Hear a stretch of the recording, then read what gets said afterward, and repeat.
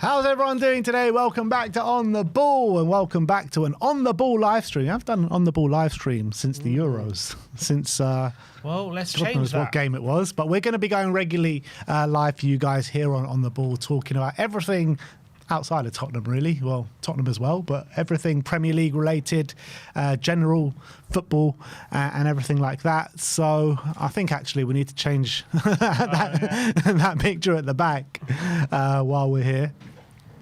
But yeah, big weekend of football. Massive. Lots of change. Hopefully it could be the start of something. The start of something. Come on, someone's coming.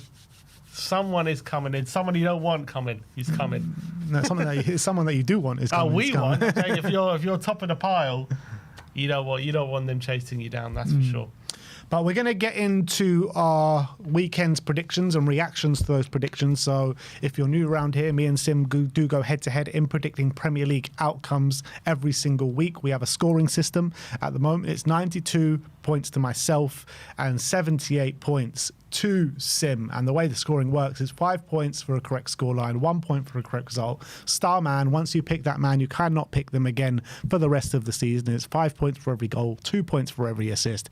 And let's go and see what we predicted this weekend, starting off at the Tottenham Hotspur Stadium. Tottenham 2, Manchester United 2. I went for 2-1 to Spurs, and I was so close, man. I was so close. 2-1 up and down to 10 many for in the bag. Oh, literally, man. When we scored that winner, I was like, 5 points in the back pocket. Spurs 3 points. And then you saw Rishi take a shot. Oh, and then it was all so over. it goes from 5 points to you get a +1. Yeah, I can't sit here and say I'm delighted with it, but take the point is what it is. Tottenham, it was a very poor game for large parts, but one that did explode into life right at the end, and crazy ending, to be honest. The way that we battled back, and when we got that equaliser out of nowhere, then they had a 1-on-1. Van de Ven makes a challenge, Richarlison then scores, and De Ligt right at the death, somehow snatching a point from Man United.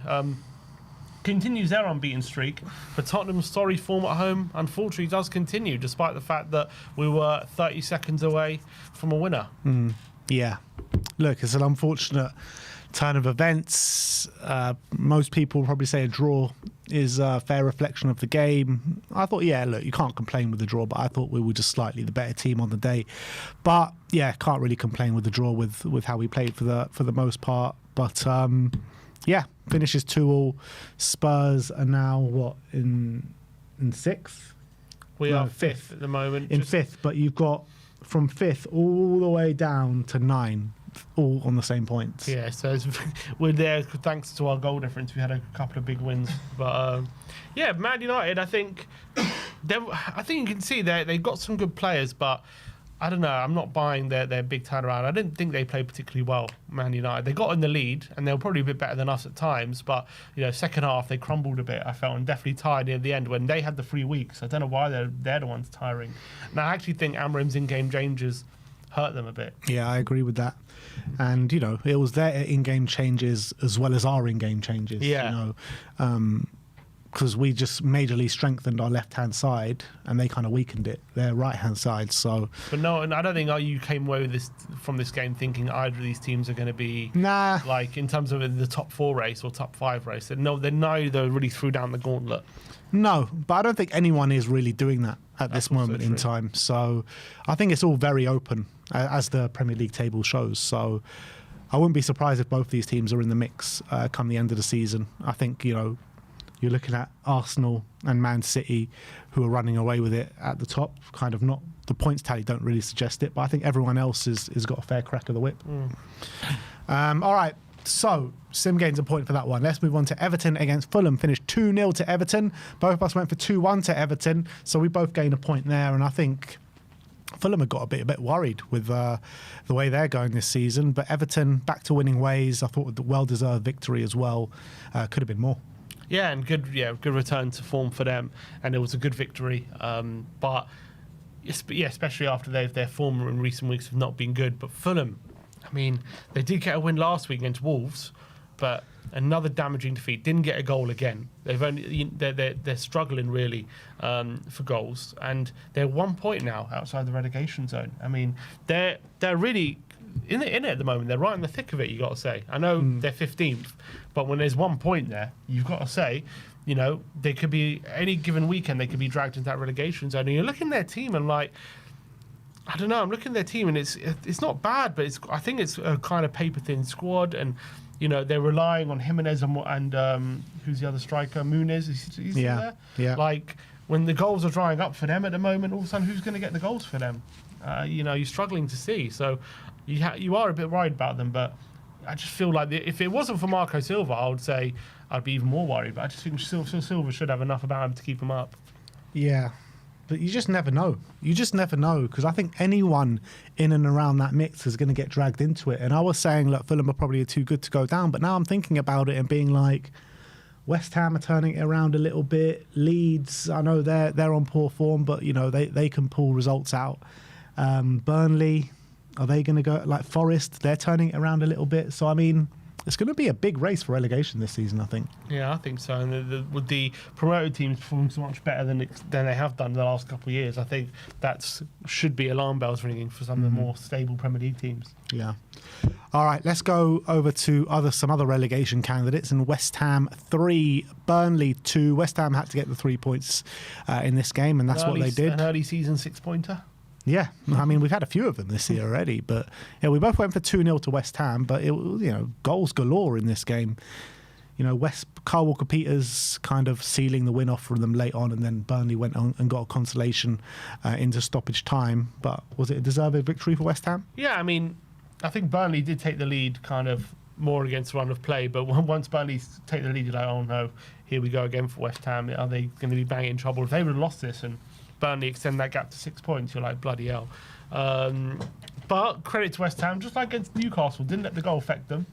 Came back into it in the first half, and in the end, quite comfortably did win and deservedly won. And that's 2 wins in a row now for Nuno after a shocking start to his tenure. So signs of life potentially for West Ham under Nuno, you could say.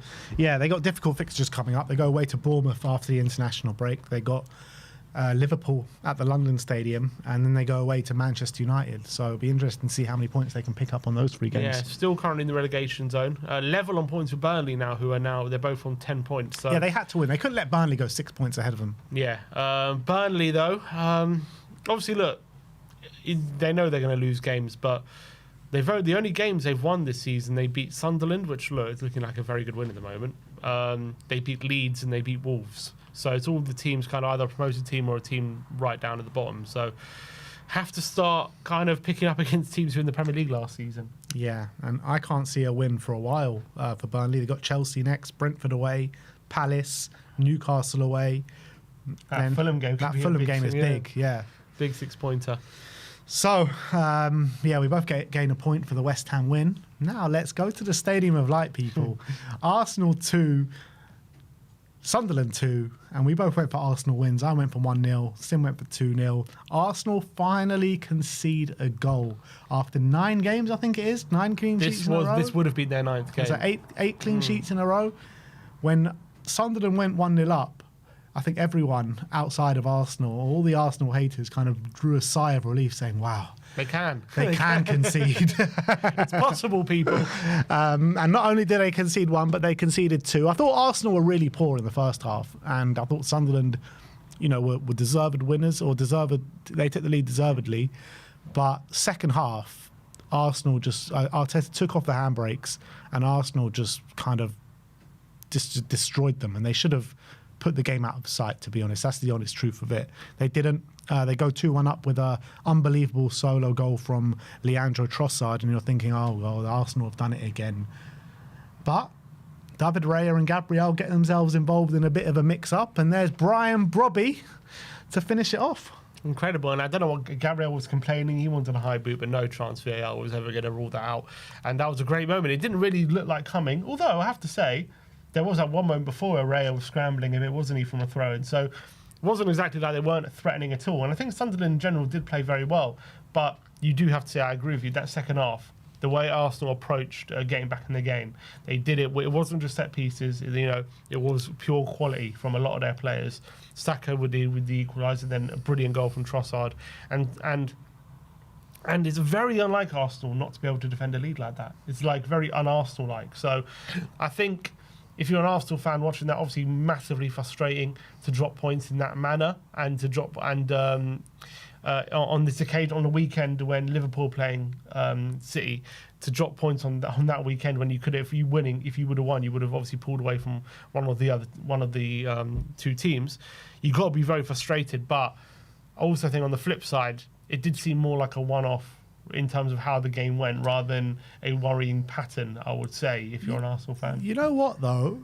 As much as you say it, and I kind of tend to agree with you in a certain aspect, but you cast your mind back to the beginning of last season or like the first half of last season and when Arsenal were like kind of in the top two, and I think they were top at that stage. I can't remember where they were in the exact table, but every time... I don't think they were top at all last season, were they? Maybe not. But every time a team around them kind of dropped points, they also dropped points. They never could kind of take that step and take advantage of it. And this kind of carries on that. Well, they played first.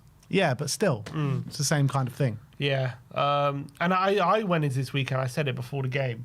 This was actually a massive game for Arsenal because of Liverpool playing City on that same weekend. A chance to really put pressure on both those teams. And if they would have won, they could potentially been 8 and 9 points away from both of those teams, and all of a sudden they're literally walking the league. That draw could be very damaging. Obviously, that gap has been cut now. We'll get into that in a bit, but got to be massive frustrating. And I guess from Arsenal fans' point of view, as much as from a performance point, what they're seeing on the pitch, you can probably put that down to a one-off. You also got to say, we've seen this movie before. Exactly. And that's where the anxiety comes in. That's where I'm at. That's where the anxiety comes in. That's where I'm at. I've seen this movie plenty of times, and I don't mind re-watching it over and over again. Absolutely. Look, and I'm with you there. I'm hoping that it's a sequel to what we've seen many, many a time. I hope it's Arsenal bottle job for the third time lucky. 3.0. 3.0. But look, we'll see. We'll see how they respond to this. Obviously, they got the international break to mull it over. And I still think they did play well and probably deserved the win. They did play well, yeah. And when are we going to start taking Sunderland seriously? Mate, when is that going to happen? The manager that they've got there, he is doing a phenomenal job. He really is. The only team to score against Arsenal in so long. Not only that, but they got 2 goals. They played unbelievably well. They've been playing unbelievably well all season. Mate, if they can... Fourth in the league. All I can say is it's unbelievable. You've got to give them so much credit. So solid. And I thought, as much as Arsenal deserved to win, I think, when you're a pro-to side playing a team as good as Arsenal and to play as well as they did, you got to give them so much credit, and you got to find any kind of weapon in the armour, and they did. And to kind of play Arsenal at their own game, I guess, which they did. They scored from 2 set pieces, didn't they? And Dan Ballard, former Arsenal Academy product, brilliant goal. The first one, and a great header to set up Robbie as well. What a performance he put in Sunderland. Xhaka was brilliant as well. Xhaka, yeah, he also had a top performance, and they're really proving to be a top outfit this season. I do wonder if they're going to drop off at some point. I think everyone's still expecting it, but you got to say after 11 games to be 4th, phenomenal. Yeah, and they've pretty much their remit in the season was staying up. They've pretty much done that already. Yeah, so they could probably show relegation form between now and the end of the season and stay up. Yeah. I just love every single player in that backline. That Hume, Mukiele, Ballard, Gertruda, that Ronaldo as well. I think all of them are playing so well right now. And they got very unlucky last time out at Everton not to win as well, at home to Everton. Where would if 2 more points, where would that put them? That put them 2nd in the league, wouldn't it? No, put them 3rd. Still, it's just unbelievable the way they're doing it. But on Arsenal... I couldn't have been happier. And I said to you, how long can they keep up this clean sheet record? And all that, but they just don't look like conceding goals. Well, there you have it. 2 goals conceded this week. That's the randomness of football for you. Yeah. It can happen. And, we'll get on to Man City in a bit. But let's go and move on to Chelsea against Wolves. Chelsea 3, Wolves 0. Easy as you like for managerless. Not for easy as you like for Wolves, but easy as you like for Chelsea. I went for 2-0, you went for 3-0, so a big fat 5-pointer for Sim. I thought I was getting 5 points for a little bit, but it wasn't to be, and I only get 1 point here. But they did keep him till half-time, though. And going to half-time, I think there was some booze. Was there booze at Stamford Bridge, was there? Confirm, was there booze at half-time? I think there was some booze, if I remember. They weren't playing that well, but once they broke the deadlock, it was kind of plain sailing from that point. Yeah, but I'm looking at the stats I have. There was 11 shots, one big chance for Chelsea, one XG to Wolves' 0 XG and 0 shots. Like, I always felt, even at half time, that it's just a matter of time. Yeah, it's true. But if you don't take your chances, you never know what can happen. But they ended up taking the lead, Gusto, which surprised me. Apparently, that was his first goal for Chelsea. Oh, is that right? I thought he must have scored before, but. First goal in his career. First goal in his career. Well, there you go. And you have to say again the story of the game. Esteval, what a talent that kid is. You could hear on the crowd start getting excited when he was warming up and getting it. He's already at the stage where they're cheering his substitution. Why doesn't he start? He should start, man. Yeah, he should. He's their best attacker. He came on within a minute, gets an assist, and the game was gone. Obviously away from Wolves at that point, and then Neto seals it. So, but yeah, Esteval, what a talent this kid is, and honestly, it's not going to be long till we're talking about him as up there with one of the best wingers in the league. Honestly, yeah, I agree with that. He's incredible. Garnacho also settling into life at Chelsea now. 2 assists on the day, really good crosses.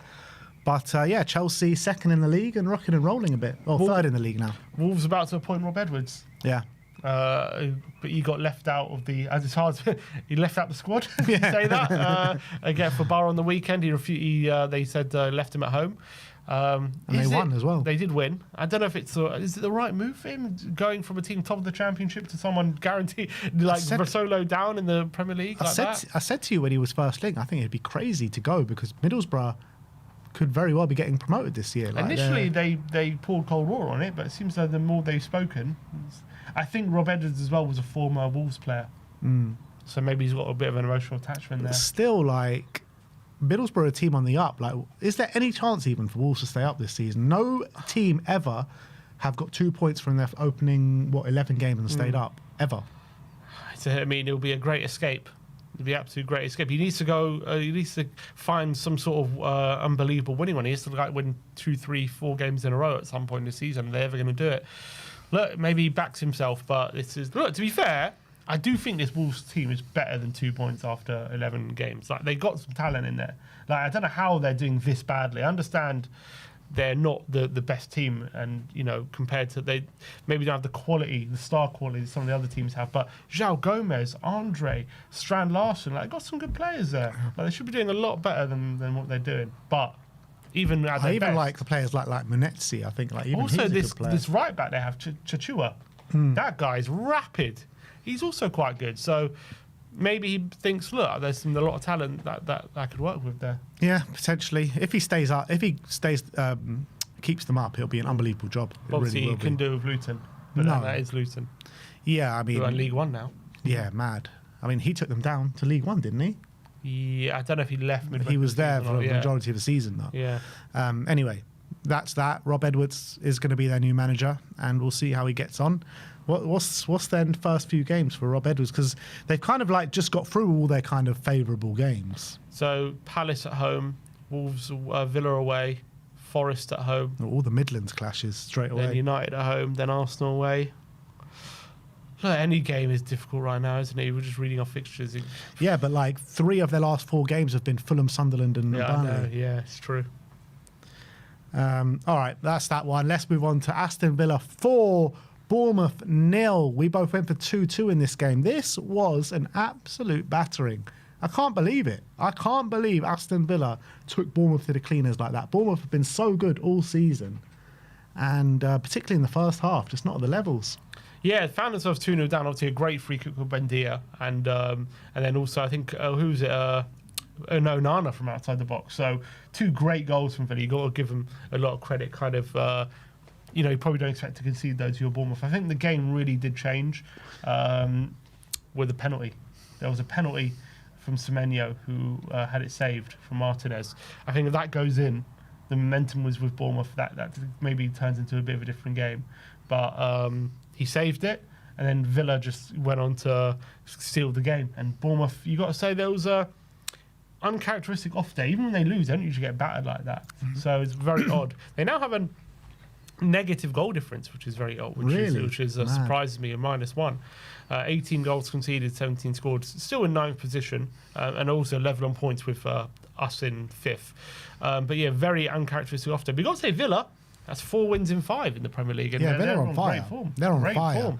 We were all talking a few weeks ago about, is it the end for Unai Emery? Is he going to leave this season? I mean, Yeah, I was saying, have they lost their spark? But I got to say, he's got it back. they've reignited that They spark, that's for reignited sure. it. And it surprised me. I really thought they were going to kind of...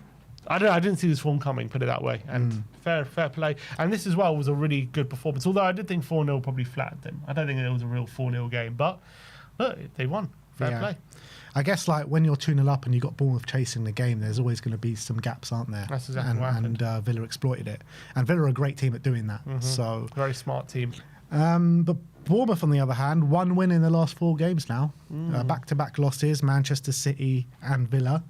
They Not beat easy Forest games, and they drew. Yeah, look, it's been 3 hard away games: Villa, Man City, and Palace, which they failed to win in all of them. Next 2 games are West Ham at home and Sunderland away. So Yeah, maybe get some points there.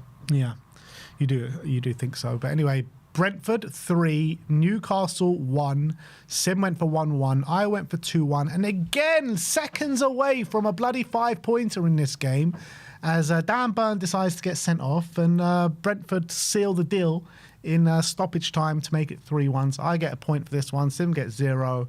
Unbelievable. Igor Thiago, man. Another couple brace. of goals from him. One from the penalty spot. But Newcastle's woes, particularly away from home, continue. They now sit 2 points above the relegation zone. Madness. Eddie Howe, what is going on there? And I've seen a lot of Newcastle fans saying Eddie Howe's under a lot of pressure. Is this his worst spell as a Newcastle manager so far? Away from home, they've just been diabolical. They lack so much fight. When you're losing the midfield battle to West Ham, you know there's a big problem. And that's what happened last week. And look, to be fair, just like last week, they took the lead. Great goal from Barnes. Good dribbling in the box and a good finish. And you're thinking, okay, like they've settled in quite well in this game. But second half, they just fell apart. And that's the one thing you really don't associate with a Newcastle team. As much as they can sometimes lose games, they've always been very hard to play against. They don't ever crumble. They never fall apart like we've seen them. And last 2 weeks, they've completely crumbled. And this is against Brentford and West Ham, and they're crumbling under the pressure. I mean, that is really strange, I think, from an Eddie Howe team. That's not what we associate with him and with their team. And Brentford were playing passes in behind. They were lumping in the set pieces, the long throws, and Newcastle couldn't deal with it. They couldn't deal with it, and they had succumbed to the pressure. And if anything as well, that second half, like it looked like Brentford were going to get more goals rather than Newcastle get back into it. So shocking game. It was a very weird thing though. Dan Burn fouls Utara. They get a penalty. They then overturn it because Utara dives, so they booked him, and then a few minutes later, same thing happens, and they give the penalty this time, and obviously Igor Thiago with a brace, he obviously sealed it as well, right at the death. Kevin Schade as well on the score sheet. 8 goals in 11 what games. What a start to the season he's had, and Brentford fans have fallen in love with him. Yeah, and I can see why, battering ram, knows where the back of the net is, works so hard for the team. And I just love the dynamic of that front three of Schade, Utara and Igor Thiago. They just seem to be doing wonders right now. Keith Andrews at the moment, 12th in the league. If he stays in and around there, he's probably could be in the running for manager of the season at the moment. You know what? Incredible. Nobody gave Brentford a chance this season. Everyone's saying that. Yeah, I know, it's mad. Everyone said they're dead certs for the drop. They got gutted in the summer for everyone, literally. No problem. Well, Thomas Frank did say a lot of managers could do well in that environment, he said. He did say that, yeah. Look, seems like I can see why at the moment. He didn't say any set-piece coach can he didn't, do well you're in right. the job. And they just seem to just keep getting on with their business, don't they? Yeah. Next up is Palace against Brighton in the M23 derby. It finished 0-0. We both went for Palace wins. And now that makes it, I think, 5 of the last 6 games at Selhurst Park against these two clubs have ended in a draw. It was 0-0. Gehi, I think, pulls out through injury, out the England squad as well. They had to pull up JD Canvot. But, I was expecting more from this game. I wasn't expecting 0-0, that's for sure. Yeah, another game where there was a penalty given and the referee overturned it and booked the player for diving. So that's quite interesting. But yeah, 0-0. No one thought this was going to be goalless, especially Brighton, quite an offensive team. Palace at home in the derby. You thought surely both teams are going to go at each other and try and win it. It just turned out not to be the case. Game of like fairly few chances. Sarr, though, beginning of the game, had some really good chances. He should have really opened the scoring. Brighton, I think, came back into it. I did feel like Palace were waning a bit in the second half, and Brighton nearly took advantage of it. I think is their European campaign starting to catch up with them a little bit, Palace potentially. I think Brighton will take the point now. Definitely. They defended very well, Brighton, for the most part. It's not what you really associate them with, but yeah, credit to them for staying in the game. But yeah, I think Palace would have probably expected a bit better at home against your big rivals. So is what it is. We end up with 0 points on this one, and we move on to the City ground as Nottingham Forest beat Leeds 3-1. Both of us went for 2-0 for Forest. We both get a point here, and I think this was Sean Dyche is cooking. He is cooking at Nottingham Forest. Well-deserved win, and Leeds are struggling right now. Yeah, this was a massive win. They had to win it, considering they're mired in the relegation zone. Went 1-0 up, went 1-0 down. And they're 1-0 down. You're like, all of a sudden, wow, they're under pressure. But to be fair, they responded very quickly. I think within a couple of minutes, had equalised. And to be fair, it was one-way traffic for much of the game. Forest had their foot on Leeds' neck, and they snapped it with 20 minutes to go. Brilliant stuff from Gibbs White, and then sealed it with a penalty late on. So big win for Forest, big win for Sean Dyche. Absolutely they needed. But for Leeds, after what was a really promising start, and they're still like doing quite well, but you have to say their away form is really poor. And at the moment, 3 points away from home. Only one win. That's 1 win and 5 losses away from home. And is their home form going to be good enough to keep them up at the moment? Not necessarily sure. Only 1 point clear of the relegation zone. I think if I'm a Leeds fan, don't get too ahead of yourselves about being clear of any relegation battle. They're right in the thick of it, I think. Villa, Man City, Chelsea and Liverpool, the next 4 games. That could be 4 losses very easily. Yeah, exactly. So, yeah, they could be well within the relegation zone in those games. But who do Forest have? Forest have Liverpool, Brighton, and then Wolves, and then Everton. Or Dyche returning to Everton. So after the next 2 games are tough. Liverpool away, and Brighton at home, and then Wolves and Everton are both away. 2 massive games if they want to stay up. All right, last game of the weekend was the blockbuster. Manchester City 3, Liverpool 0. And just as you thought Liverpool were turning a corner, there's Pep Guardiola and Man City to slam them right back round it. Sim went for 1-1. I went for 2-1 to Man City, so I gained a point for this one. I thought this was just one-way traffic for pretty much 90 minutes. Man City, it was a demolition job. Pep Guardiola's 1,000th game, and he said it was a special one as it was against Liverpool, and he's had his best battles against Liverpool. But this must have been one of his easiest games against Liverpool, to be honest. I thought they absolutely wiped the floor with them. Doku was incredible down that left-hand side through the middle as well.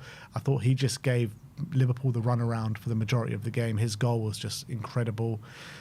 But the big talking point is the goal that Liverpool, it should have been given. That's the reality. Van Dijk's header, they give it for offside, obstructing the keeper, and I just don't get why that's given. It just makes no sense to me. Yeah, it's important to note the on-field decision was offside, so it had to be a clear and obvious error to overturn it. But for me, he's not getting involved in Donnarumma's line of sight. He doesn't really affect Donnarumma. I don't see why that should be disallowed. I think the VAR should have overturned it, and it should have been an equaliser, and it should be 1-1 at that point. And to be fair to Liverpool, I'm not saying they deserved anything from the game, but at that point in the game, just like slightly creeping back into it, if they would have got that goal, maybe a bit of momentum, it could have been a little different. As it was, obviously they were behind early. They then had that bit of luck into them. Then it went 2-0, the deflection right on the stroke of half time. So then at that point, the game, I think, was taken away from them. I also think the penalty for me, I don't know if VAR should be getting involved in that. for that penalty which Haaland missed. I think it's such slight contact. I think if Man City don't make such a stink of it on the pitch, do VAR get involved? I think it goes to show the influence players can have on the officials. But to be fair, on the balance of play, regardless of the goal, the balance of play, City definitely did deserve to be 2-0 up. They were much a better team. Second half, I do think Liverpool again were getting back into it, missed a couple of chances. They did have the chances to get, like Salah had some chances and he put one wide. They had moments, but didn't take him. And then Doku, who was just an absolute joy to watch the whole game. It has to be one of the best winger performances I've ever seen, and definitely this season. Up there with one of the best I've ever seen. So exciting. What I liked about it wasn't just like dribbling for dribbling's sake, but effective to get in the position, create the chances, win the penalty, and then the goal he scored. If he's going to start doing that regularly, this guy, there's no stopping him, because we know he's got incredible ability to beat players like they're not there, like for fun. He can do that all day. The big question mark is on the end of it. Does he have the quality to bend it into the far corner regularly? And he did that against Liverpool. If he's going to start doing that, we might be looking at a potentially 20-goal a season winger right there if he's going to start doing that regularly. But we have to see him do it regularly before I can say he is going to start doing it. But what a performance. And Man City really throwing down the gauntlet to Arsenal in the title race, in terms of Arsenal dropping points, City cutting the gap. What could have potentially have been before the weekend a 9-point gap, they've now cut it to 4 after the weekend. So that's massive. Man City as well have the experience of being in these positions before. They know what it's like chasing Arsenal. They've caught them once. They know what it's like being ahead of Arsenal. So it's not how Arsenal fans would have wanted the weekend to end in terms of the table, but it's still 4 points, and they got to close it. And they have been losing games, so they're looking great. Pep says he feels it with this team. He feels the evolution. So who am I to argue with someone like Pep? But they've still lost 3 games this season, and that can't continue. Yeah, look, I feel it as well, and I know they've lost a few games this season, but since losing to Brighton, I think they've been brilliant. Apart from that Villa game where they lost, I think in every other game, I think they've been fantastic. You know, they made light work of Bournemouth last week. They made light work of Liverpool in this game. And I think they're performing at a very high level. And I think they're getting better as well, which is great for them. And not only that, you know, we've all been talking about Erling Haaland and all the goals are coming from Erling Haaland. Well, and it's true, like Erling Haaland's got a high percentage of their goals. But very recently, in the last 2 or 3 games, they've started to share it around a little bit more. And that's what they need, because if Erling Haaland gets injured, I don't know, you know, it's going to be very hard for them. It's that kind of over-reliance on one man. So they need Doku to step up. They need Foden to step up. They need Cherki to step up. And by the way, Cherki, I think he's looking really good and settling really well. I think all of those 3 players that I just mentioned, Doku, Foden and Cherki, are all playing at a very high level. They just need to show it and put the ball in the back of the net a bit more to, ease the burden on Haaland a little bit. But in the last 3 games, they've scored 10 goals. 6 of them have been Haaland. Yeah, so it's only 60%. Yeah, exactly. In the difference from 90%. I've also got Marmoush as well, who I think he's obviously if you look at their squad, you would say he's probably second in line to be a goal scorer in their team, and they need him to start chipping in a lot more, like he threatened to do last season. For 6 months, he was brilliant. He's been injured and hasn't really done much this season so far. But he's a big goal scorer. If they can get him starting to score goals as well, they do have goals there. They just haven't shown it. And if they can start showing it, as you say, Cherki, Foden, Marmoush, these kind of players, then there's going to be more than enough goals to ease the burden on Haaland. And I'm liking the back 4 of I like O'Reilly. I really like O'Reilly. He's really surprised me. He dealt with Salah yesterday. I think putting Gavardio back at centre-back is really helping him as well, next to Diaz, because I think Diaz needs someone who's got that kind of strength and pace that Gavardio has to help. That's a good balance there all of a sudden. Donnaruma's Donnarumma. And still they got Rodri to come back. I mean, that might be the case for the whole season. But Gonzalez showed yesterday what he can do with a nice goal. And Nico Gonzalez, that goal had airs of Rodri in it. Yeah, I mean, it was deflection, but he went for it, didn't he? And brilliant performance from City. And we saw Arsenal play against Liverpool and they lost. So it's not exactly, you can't give it as a given that you're going to win this game. And they wiped the floor with them and they made light work of it. Real Madrid, Liverpool. Before this game, people are all saying Liverpool are back. They've turned the corner. They beat Real Madrid, kind of played them off the park that day. And Man City said, nah, you must be wrong, mate, because we're here to play and we're here to challenge Arsenal for the title and we're going to be hunting them down all season. And it's I think this weekend proved that there's going to be a big title race this year. I think next weekend, though, I think if after, look, there's 4 points now. Next week after international break, Arsenal got North London derby. City go to Newcastle. If they allow that gap to go to 7 points immediately straight away, that would tell me I don't know if they're going to keep the pace the whole season because they're just too up and down. They need to go there and win really against Newcastle. They have to go there and win, or at least take a draw or something. You know, the weekend after though, like Arsenal got to go away to Chelsea, and City got like Leeds at home or something. Mm-hmm. So you never know what can happen over the next few weeks. Arsenal got hard fixtures coming up. Yeah, they've had their run recently in the past 4 or 5 games has been fairly kind, hasn't it? Yeah, so the hard games are coming. So Arsenal's next games are Tottenham at home. They got Bayern in the Champions League, and then they got Chelsea away. Then they got Brentford at home. Then Villa away. They hate playing Emre, don't they? Yeah, so they've got difficult games coming up, and they got to go Goodison Park soon as well. Oh, and let's see if Man City are going to take advantage. The thing with the City is, once Pep gets his team going, they don't need set pieces. There's no stopping them. You know what I mean? They're the only team in the league that haven't scored from a set piece. They're the antithesis to Arsenal.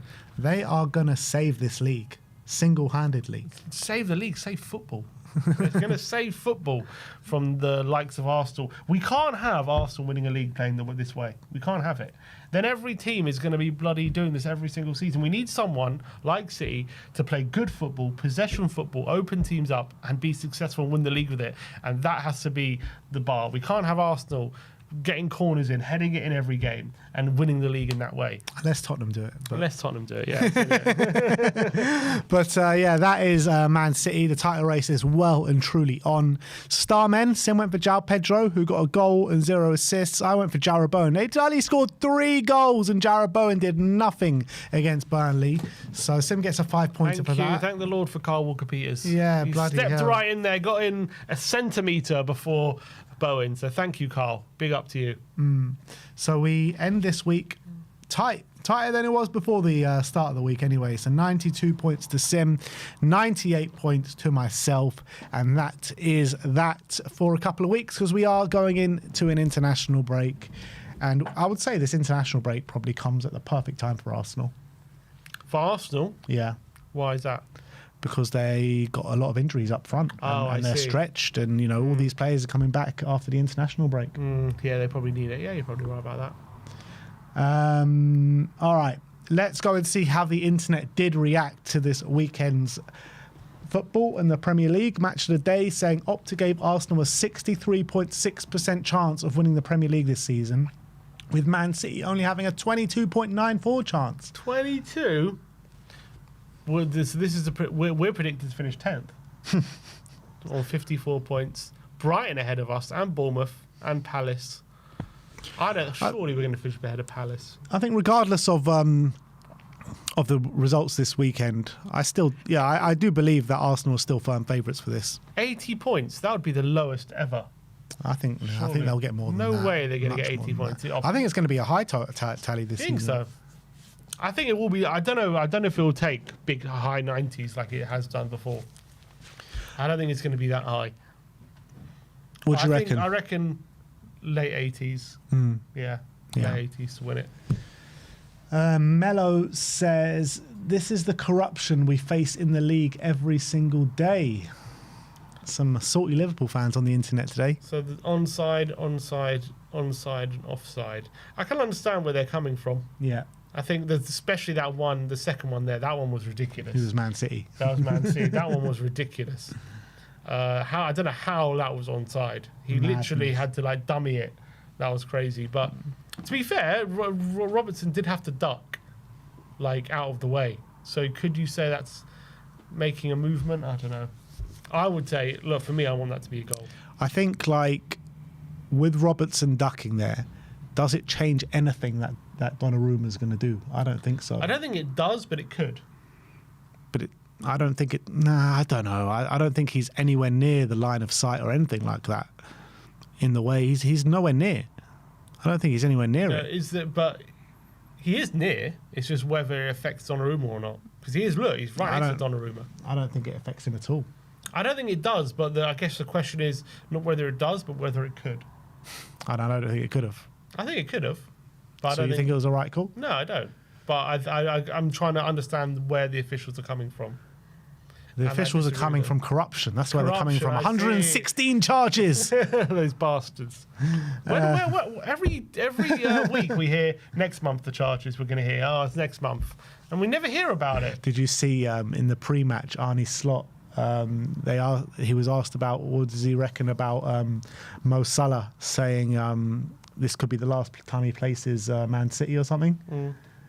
I think it might have been, I don't know when he said it, but and Arnie Slot said, oh yeah, he's just worried because he never knows where Man City can be next year because of the 115 charges. and after the game, they asked Pep Guardiola about Slot, about if he's under pressure or something. I can't remember the exact question they asked him. And Pep Guardiola goes, yeah, I don't know if Arnie Slot's going to be here next season. Brilliant. Troll Football says, all my homies love Sunderland. Will you please listen? I am not the Messiah. He is the Messiah. They were the Messiah. They stopped Arsenal in their tracks. Come on, Sunderland, you are the Messiah. Big up to you. Love that. Everyone was a Sunderland fan. 5:30 on Saturday. So Folan says, Andy Robertson was blocking Donnarumma, and he knows it. Rules are rules. I think only a Man City fan would say that. Literally, only. He wasn't blocking him. He just maybe was distracting him. I can understand that argument, but I don't agree with it. I think there's no chance Donnarumma was getting there. The only thing is he did have to duck out of the way. The ball's coming towards him and he has to duck out of the way. And so it means he nearly touched the ball. So I understand that, but I think if Van Dijk is headering it from the right-hand side of the net, then yeah, I'd understand it, but not from where he's heading it from there. Just don't see it. Apollo says the next Richarlison goal. Just keep his shirt on, man. Don't let him take his shirt off. Someone needs to take responsibility here. Make sure that that shirt does not come off because it is cursed. It is cursed. They need to like lock his shirt to his shorts or something so he can't take it off. 5-0 up in stoppage. Even then, don't do it, man. Even then, don't do it. EPL Bible says Premier League referees, ladies and gentlemen. So what's this? So what is this? So he gets bundled over. Referee blows up. Free kick Chelsea. How is that possible? What was that? Giving a free kick to Chelsea? That was giving free kick to Chelsea. On what grounds? That is madness. On what grounds? Now you're talking corruption. He gets bundled in the back by Fofana. We need to start bringing the charges onto Chelsea, man. What is this? What is this corruption? That absolute craziness. Mad. Honestly, the standards of refereeing. What is he seeing there? Madness. What is he seeing? Out of context football. So this was a post from Arsenal. Yeah, from Arsenal. And Sunderland commented on it saying, not enough corners for you, huh? Come on, Sunderland with the shit house. We love it. Absolutely love it. And that's all you had to do. Just stop giving Arsenal corners and get a point. And in the fallout of the Arsenal-Sunderland game, look at these clips from Arsenal Fans TV's very own, AFTV's very own Ty, getting absolutely rattled by the Sunderland fan base. He needs to stop letting himself get so rattled. It's been 15 years. This is Ty. He's not going to stop getting rattled. He loves this. That's his whole MO. He gets rattled very easily. What did he say? You're not a big club. You're not. I'm guessing. I don't know. I haven't listened to it. Who are you? Who are you?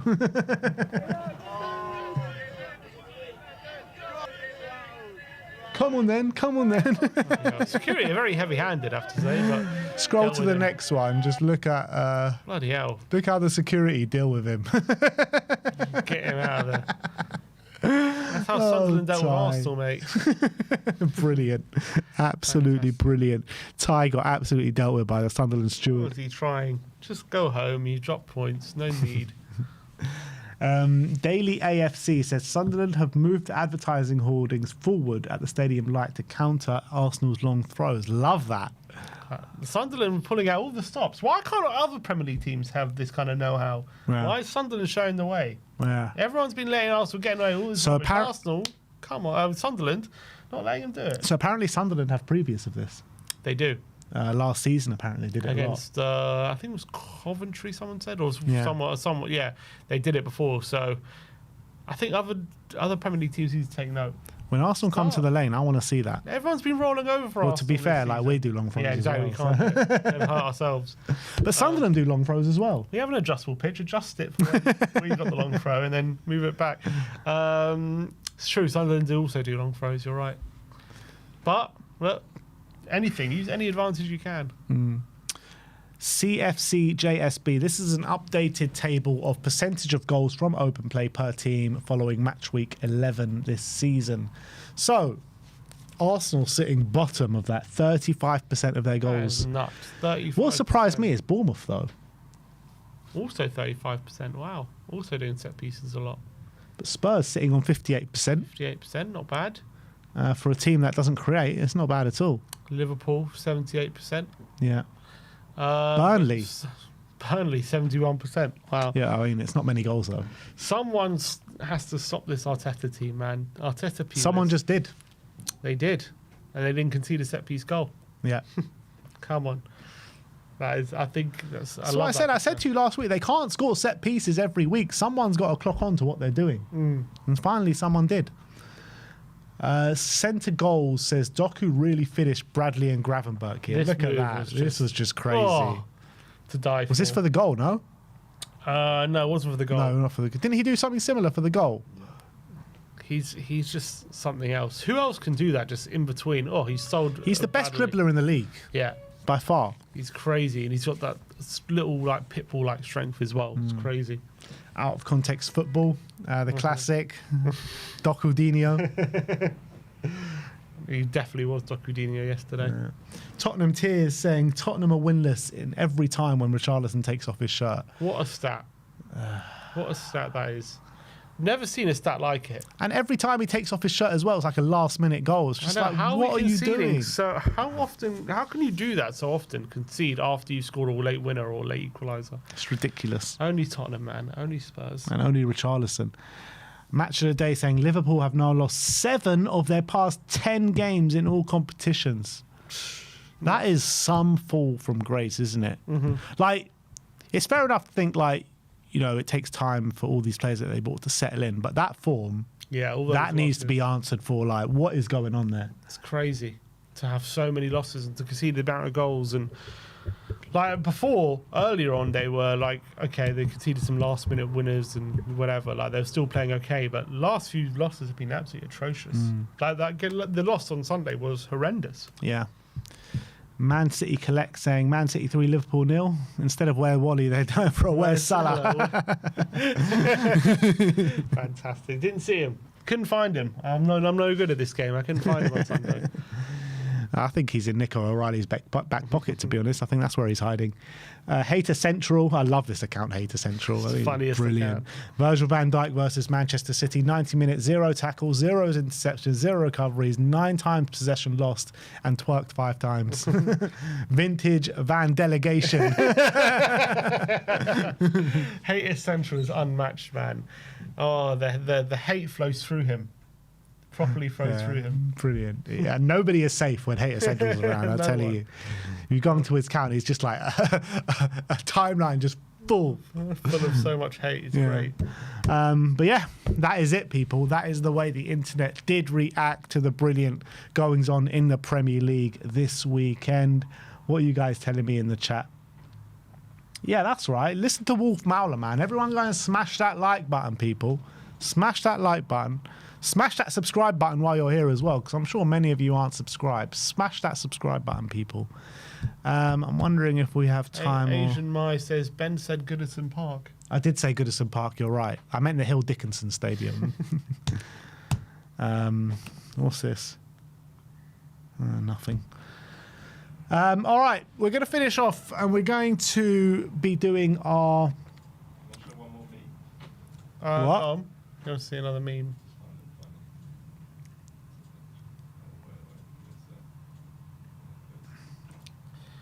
Bear with. What's this? Is this Hater Central?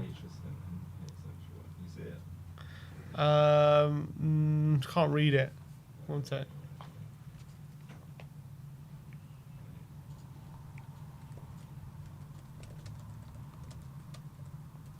I can see it here. Konate. 0 tackles, 0 interceptions, 2 fouls, dunked on by Haaland, out-twerked by Virgil. Con artist. Oh, he is unmatched, man. He is unmatched. Oh, how's he cut all this stuff? Oh, brilliant, absolutely brilliant. All right, that is our reacts to the Premier League's weekend. And now we're going to do our team of the season so far. Yeah. So we'll go to... So, team of the season so far, obviously it's around about a quarter of the season gone. We're going to pick our team of the season. We're going to go for a 4-3-3. Can you bring the sidebar on? The overlay, yeah.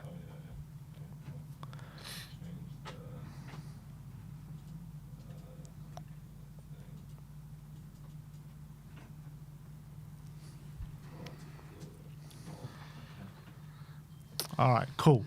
So we're going to have a look at the Premier League team of the season so far. We're going to go for a 4-3-3 formation. Who are we thinking as the goalkeeper? I think Roofs, the Sunderland keeper, is looking brilliant, to be honest. Yeah, he's one of the front runners. He's been fantastic. Probably Raya is up there. You have to say he's had a very solid start to the season. Does he ever make a save? Like seriously, I don't think Ray is in the running because he's just largely untested. I think okay. Lamens. I mean, he's got a shout, but he's had a few good been there for a few games. Yeah, I think maybe Roofs. You got to say he's been a shining light for Sunderland, hasn't he? I don't really think Henderson Palace. Henderson maybe he's got a shout. Yeah, he's been quite good. Pickford maybe. I think Pickford's been pretty good. Pickford's been all right. I think Roofs. Yeah, I think Roofs probably takes the cake in terms of someone who's just been so valuable to their team. I think he's a new signing, isn't he? And he's been so good. He's young as well. Yeah, Robin Roofs. Is that his name? Robin Roofs. All right. So he's going in goal. Incredible. Who would have had him as goalkeeper this season? Madness. Season? Right back. We're saying for the right back. I want the chat to play along as well. Like who do we think? I think obviously front run he's got probably a bit. Donnaruma's a big shout as well. Donnarumma, yeah. Could have had Donnarumma. Kelleher as well. You know what? I think does Donnarumma take it? I think Roofs takes it. All right, we'll give it to Roofs for now. We'll give it to Roofs for now. Yeah, Wolfmauler's right. Pickford's doing really well, making a lot of saves. I agree with that. He made one worldie last week as well.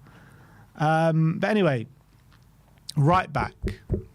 Who's been the best right back this season in the Premier League? Yeah, Timber's obviously a great shout. Yeah, he's been very good. James, to be fair, has been playing very well for Chelsea, although he's playing a lot in midfield. So it's not necessarily just a right back. What are the right backs? You got what's his name from Bournemouth? Was it Jimenez? Yeah, He's Jimenez. been quite good. Yeah, he's been quite good. I don't know if anyone's been better than Timber, to be honest. I agree with that. I think Jurriën Timber's been brilliant. It's one of he's like been very kind of fit for the whole. Oh, Munoz is a shout. I think Timber's been better. Munoz is a shout. I think Timber's been better. Yeah, I think he's really taken his game to another level. Like going forward defensively, so good, so strong. Yeah, yeah, and he's always that threat from set pieces as well. Yeah, true. He's very good on the ball, like in terms of his ability and build up and stuff like that. Just taking the ball very technically good as well. All right, Jurriën Timber at right back. We move on to the centre back positions. This is going to be interesting. I think Gabriel is one cert. Gabriel Van der Ven. It very well could be. Gabriel Van der Ven. Arsenal fans will be shouting at the screen, how can you not go Saliba? How could we? He's been a bit injured this season, hasn't he? He's missed a few games. He's missed one or two, yeah. One or two. It's enough, isn't it? Well, he's missed like half games. Also, I've seen him a couple of times being beaten for pace, which isn't like him. And not like Van der Ven, that's for sure. I want to go Gabriel and Van der Ven, but I just don't know if I'm being biased. Van der Ven as well has 5 goals? Yeah, in the Premier in League? all comps. 4 goals in the Premier League. Yeah.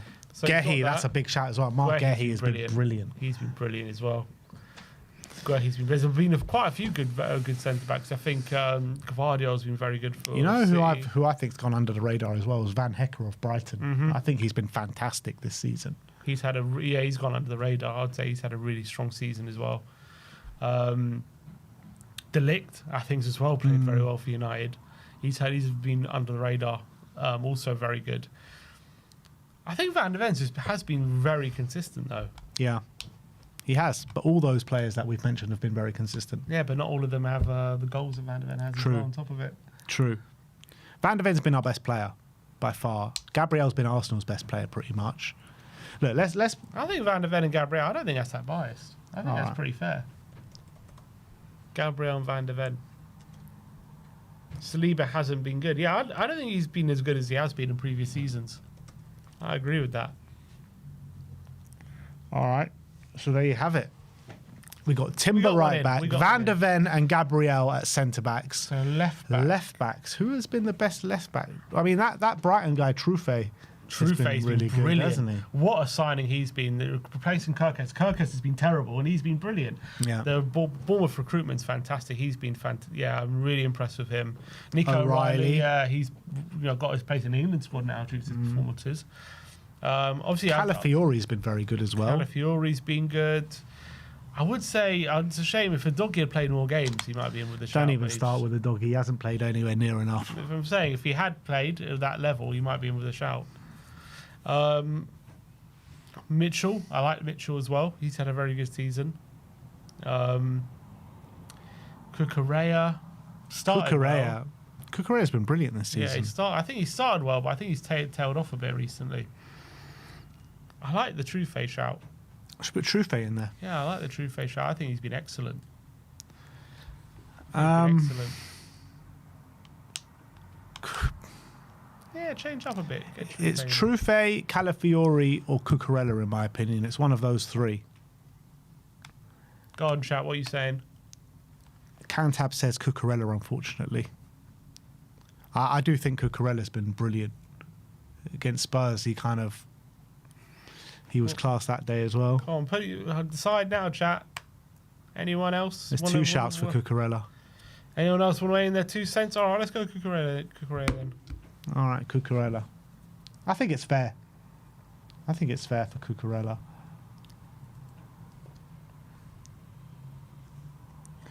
All right, Cucurella. Midfield. I think the first place you got to start is Moises Caicedo. What a season he's having. He's got to definitely be in there. People are saying he's now the best midfielder in the league. He's been exceptional, hasn't he? It's also just the amount of ground he covers and on the ball as well. He offers so much. He can also score the odd banger. Who was it against? He scored the Liverpool outside the box. He scored like 3 goals this season or something. Yeah, he's got a couple of assists to his name as well. I think alongside Cucurella, you've got to have Declan Rice, because I think Declan Rice has been phenomenal this season just for as the well. corners alone. Mate, Declan Rice has been fantastic. Just for the corners alone. He's been brilliant. So he's got to be in there. Declan Rice. Now there's one more spot. One more spot for another midfielder to go in here. Are we going for like a more attacking one or just Xhaka? I think he's got a shout. Xhaka does have a shout, to be honest. I think he's been fantastic. Xhaka's got a shout. I think you can maybe Zubimendi, potentially. Paulinho, I guess. He's up there. He's had a very good start. Szoboszlai, I think he's actually been, out of all the Liverpool players, he's been one who's actually really impressed me. He's actually been quite good. What about any Man City midfielders? I don't know who you'd put in. You wouldn't put in Gonzalez, Foden, or Cherki right now. Reinders, no, wouldn't put him in either. Alex Scott. Alex Scott's a decent shout, Alex but Scott. team of the season so far, I'm not sure. Dewsbury Hall's had a decent start to the season. Jordan Henderson, he's actually been really good. He has been very good. Bruno? Elliot Anderson. Elliot Anderson, he's been fantastic. Even though Forrest's been awful, he's been brilliant. As someone says in the chat here, Enzo Fernandez. Enzo Fernandez has also been quite good. Enzo's been brilliant. Yeah, he's also been very good. Who are we going for, people? Who is going to be our third midfielder to go in our team of the season? Tough one to pick. Adam Wharton. Maybe it should be Granit Xhaka, because like Sunderland, I know they've got the goalkeeper, but they are sitting fourth in the league. I think he's been fantastic, and he got a goal against Everton. He just sets that team, doesn't he? He sets the tone for that team. Should we go Granit Xhaka? Granit Xhaka, go on, let's go Granit One Xhaka. outside the box.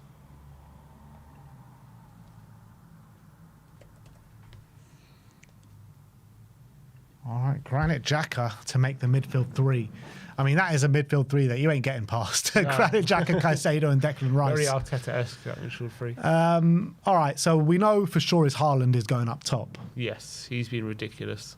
Again, he's going to be the striker. 14 goals this season for Erling Haaland. Yeah, it's just nuts. Like, he's got already in the first 11 games what some strikers dream of the whole season.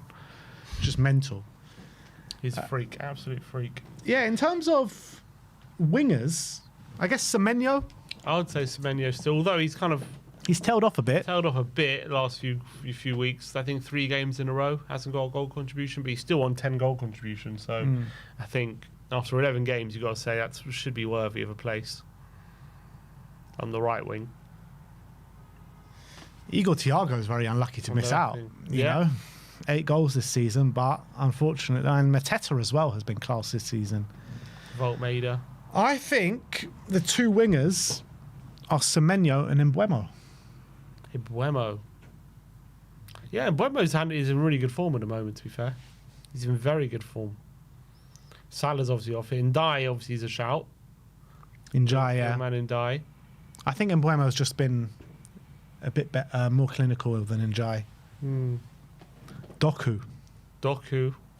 I mean, it's so easy to put Doku in there from his performance last night. And to be fair to him, he has been fairly consistent this season. I think, like, from his dribbling, he just hasn't been pulling up the goal contribution numbers, which kind of warrants being in team of the season. Ismaila Sarr, he's also been very good. I don't think, maybe not as good as Mbeumo. Yeah, maybe I think, or Kudus obviously is also a shout. Yeah. Didn't think of Kudus, but again, he's kind of tailed off a bit. I generally think it's Semenyo and Mbeumo. Semenyo and Mbeumo. Can you think of any winger that's been better than Semenyo and Mbeumo? I can't think. I mean, for goals, no. I mean, I don't think Mbeumo's been that good up until recently. But he has been very good recently.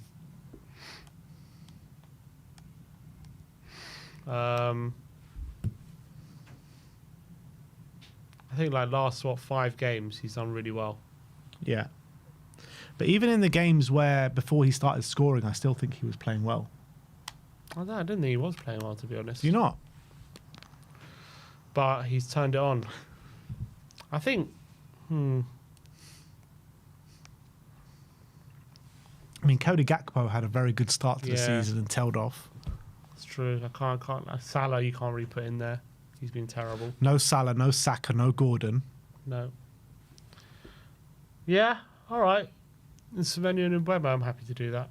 I think Semenyo's just been phenomenal. Like, he's really taken his game to another level this season. Yeah. And you got to respect that. A lot of talk about him. He's just going from strength to strength. Yeah, in Mbeumo. All right, so there you have it. That is our team of the season so far. So we're going Robin Roofs in goal, Cucurella left back, Urian Timber at right back, got Mickey van der Ven and Gabriel at centre back, Granit Xhaka, Moises Caicedo, Declan Rice in the middle, with Brian Mbeumo and Antoine Semenyo on the wings, with Erling Haaland up top. And I think that's pretty fair, to be honest. KPV says, Paulinho should be in it, not an ex-player.